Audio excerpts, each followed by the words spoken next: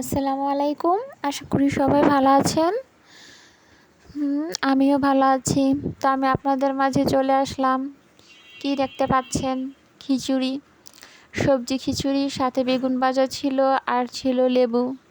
তো খিচুড়িটা কিন্তু সেই মজা হয়েছে। তো কী দিয়ে রান্না করেছি দেখেন। বরবটি, আলু, মুগ ডাল, মসুরের ডাল, মানে আমার হাতের কাছে যে সবজি ছিল তা দিয়েই রান্না করেছি। তারপরে আবার টমেটো দিয়েছিলাম, টমেটো ছিল। তো আমি এখন একটা সসপ্যানের মধ্যে তেল গরম করে তাতে পেঁয়াজ রসুন বাটা দিয়ে একটু নেড়ে চেড়ে আবার তাতে আদা বাটাও দিলাম। তারপরে লবণটা পরিমাণ মতো, ধনিয়ার গুঁড়া, মরিচের গুঁড়া, হলুদের গুঁড়া সব 1 চামচ করে দিয়েছি, আর দিয়েছি জিরা গুঁড়া দিয়ে মশলাটা একটু কষিয়ে নিয়েছি।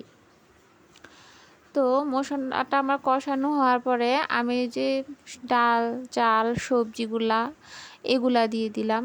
দিয়ে এখন এগুলাকেও আমি ভালো করে মশলাটার সাথে নেড়ে চেড়ে সুন্দর করে কিছুক্ষণ ভাজা ভাজা করে নিব। আমার এগুলা ভাজা ভাজা হয়ে গেছে। এখন আমি পানি অ্যাড করব। পানি দিয়ে দিলাম। এখন পানি দিয়ে আমি ঢেকে দিব। এই তো ফুটে উঠেছে, সুন্দর একটা ঘ্রাণও বের হয়েছে, কিন্তু হয়তোবা আপনারা পাচ্ছেন না। তো এই যে খুব সুন্দর। আবার আমি একটু ঢেকে দিব আমার এটা সিদ্ধ হওয়ার জন্য। তো প্রায় সিদ্ধই হয়ে এসেছে আমার এগুলা। তো এই যে কি সুন্দর। এখন আমি এতে টমেটো আগে থেকে কেটে রেখেছিলাম আর কিছু কাঁচামরিচ দিব। তাও দিয়ে একটু নেড়ে চেড়ে দিব টমেটোগুলোর জন্য, একটু সবগুলা ডাল চাল এগুলোর সাথে মিশে যায়।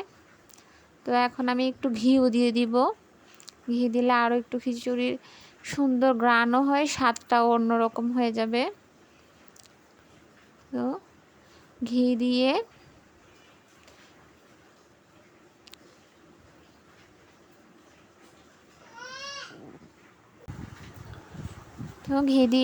নেড়ে চেড়ে ভালো মতো মিশিয়ে ঢেকে দিব। এই তো ফাইনালি আমার খিচুড়ির লুক। কি সুন্দর কালার, আর খুবই সুন্দর হয়েছে দেখতে। ঘ্রাণও খুব সুন্দর ঘ্রাণ বের হয়েছে। ও সবার শেষে আমি একটু গরম মশলার গুঁড়াও দিয়েছিলাম, যেটা আমি বলতে পারি নাই। এই যে সাথে খিচুড়ি হয়েছে। এখন বেগুন ভাজা না হলে কি চলে বলেন? বেগুনও একটু পট করে চটজলদি ভেজে নিয়েছি। বেগুন ভাজাও হয়ে গেছে। তো আপনারা ভালো থাকবেন। আল্লাহ হাফেজ।